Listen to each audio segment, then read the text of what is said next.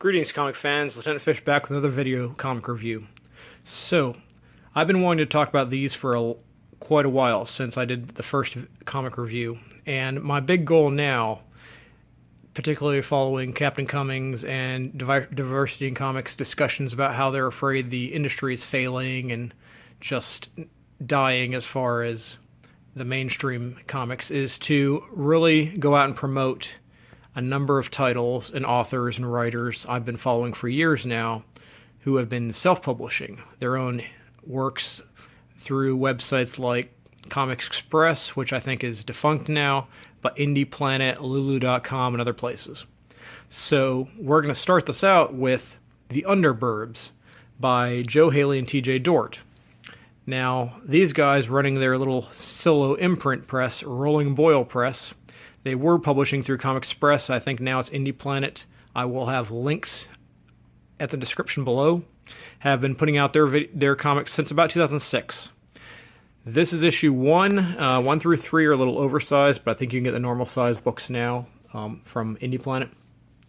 But this, they're up to issue 17 or 18 now. They normally do 1 or 2 issues a year, sometimes a little more, sometimes a little bit less. It all depends on their schedule, because these are the kind of guys who have full-time jobs.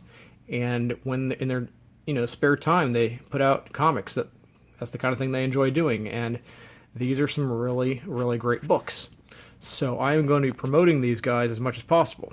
And I wanted to start with The Underburbs, partly because it's a great family-friendly book. And also with Halloween coming up, it's a great little treat to share with your folks. Especially Diversity in Comics. This is the kind of thing I think your daughter would probably love. It's very funny, lots and lots of jokes, great characters. This is a little higher up than Hotel Transylvania, more on the side of getting a little closer to Jonan Vasquez and Bone and some other Calvin Hobbes type humor.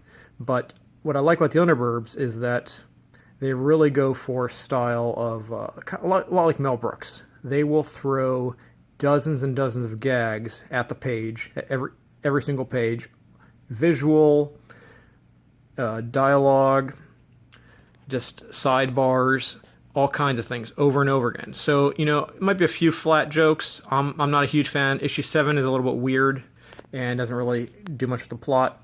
But in general, it is extremely funny. And they just know what works, find out, experimenting as they go along. And plus, it's really interesting to see so many classic horror and science fiction tropes and just general movie and comedy and plot tropes thrown in the scenario that they use here. And it's a really interesting format, and on the whole, very funny.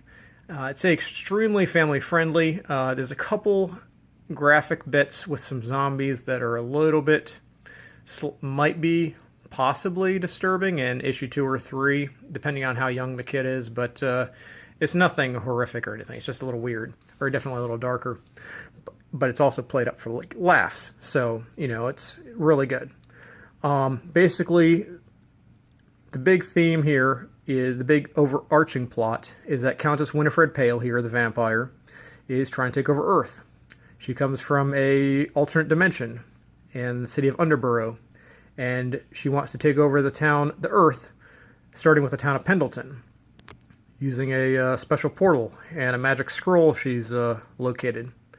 And Angela Morgan, the girl in the background here, is the hero of the story, so to speak, trying to stop her. And it's generally a slow burn story. It's a lot like Looney Tunes with the Coyote and Roadrunner, and the Coyote keeps trying these new plans and new plots to try and expand his takeover, or Winifred Pale trying to take over the mall, or break into the mall is an ongoing story, and with a funny payoff around issue number 16, 17. It's some slow burn gags, and they keep getting back to they'll drop one thing, follow a thread off for another issue. One issue they had to go make enough money because Winifred spent all her allowance on hiring zombies from the zombie wrangling ranch, and it's really throws a lot of good gags out there. And let's take a look. Angela's, by the time issue 16, 17 around, she's kind of fell into her groove. But initially, the very beginning is a little bit more tension as far as immediacy of the threat. Whereas as you get to a sense of normalcy as things go along. But that just makes some of the other plot points a little more interesting. So I would describe the early art as being early Jonan Vasquez. It's a little cruder, but it definitely develops, and the style gets a lot better as they progress. It is 2006. 2016, 2017, the art's a lot tighter, and we'll see. And if you saw some of the notes on the inside cover too, these guys are great. If you order a book directly from them, they will sign. It includes sketches. You can get your favorite character sketches and everything. There is a lot of good stuff here, and these guys are real pros, and they love to reach out to the fans. I should have mentioned earlier, but they hit up. They're both based out of Salem, Massachusetts. They hit up nearly all the Comic-Cons in New England annually. I don't think they're at New York next week or next month, but they do make it their rounds, and they are very, very great people to meet. They can get tons of great sketches. Joe Haley especially is great at some, if you want any classic comic characters, he's great at ripping out quick sketches, color and everything at the cons when you meet him. I haven't had a chance to meet him, but I've seen the stuff he's posted. So, the portal shows up. Damon, Angela's brother, and his buddies think they're summoning a portal using some magical, looks a little familiar, that an incantation. And they wind up being the first people transformed by Countess Winifred and her summoned demon, the Hammer. And he's one of the best comic relief characters in the book, definitely. And he is pretty funny. So definitely recommend checking him out. His style, his look develops a lot. But so they wind up transforming Damon, Monica, and I don't remember what Goth Mummy's first name was. But you'll see it's a pattern that this mist transforms people into monsters, and so that's part of Countess Winifred's plan, is to transform people into monsters and expand the bubble over Pendleton until it covers the entire Earth. So you get some great jokes here. Oh, cool boots. Yeah, that's a real Hot Topic theme here. But there's some great... the gags I'm talking about. This keeps going and going. So Angela tries to follow Winifred back to Underborough, and the first person she meets is Lyle, a werewolf.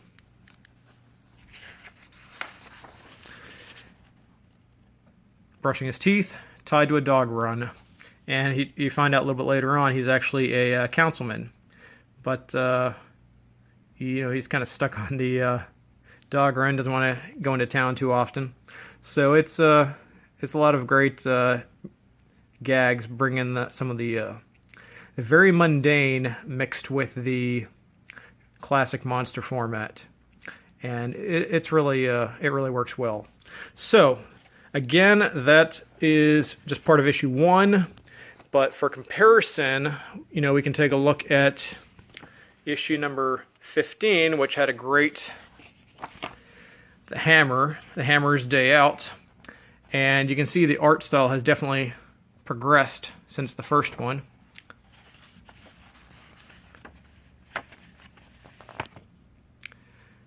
And it's really, really a great looking book on the whole. Beautiful work. And the covers also are pretty neat. They do a lot of mixed media and featuring different styles, all kinds of stuff. But the other big thing I just wanted to push real quick is the trade paperbacks. There are 3 trade paperbacks now. This first one is 1 through 3, the next one is 4 through 7, and then 8 through 11. And I think the 4th one is going to be out pretty soon. So these are pretty cheap.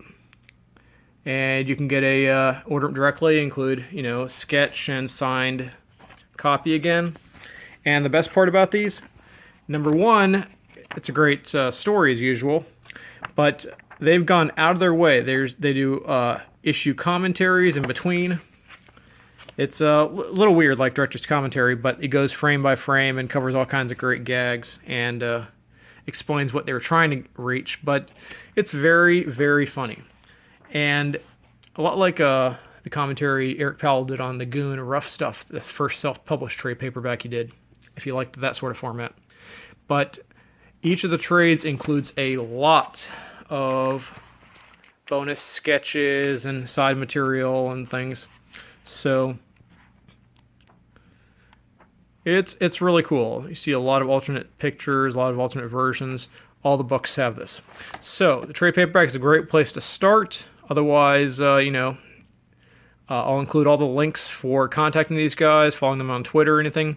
But they're really good. I've worked with Joe Haley on a few other projects. But amazing art, amazing writing, highly recommended, very family friendly. Self-publishing, this sort of thing, is a great place to start. And, even if you can't get it on at the real publisher, you might as well try out something with, do it on your own with one of these other websites. So that's it for this review. I got a stack of other titles and writers I want to talk about in the next few weeks. So, this is Lieutenant Fish, out.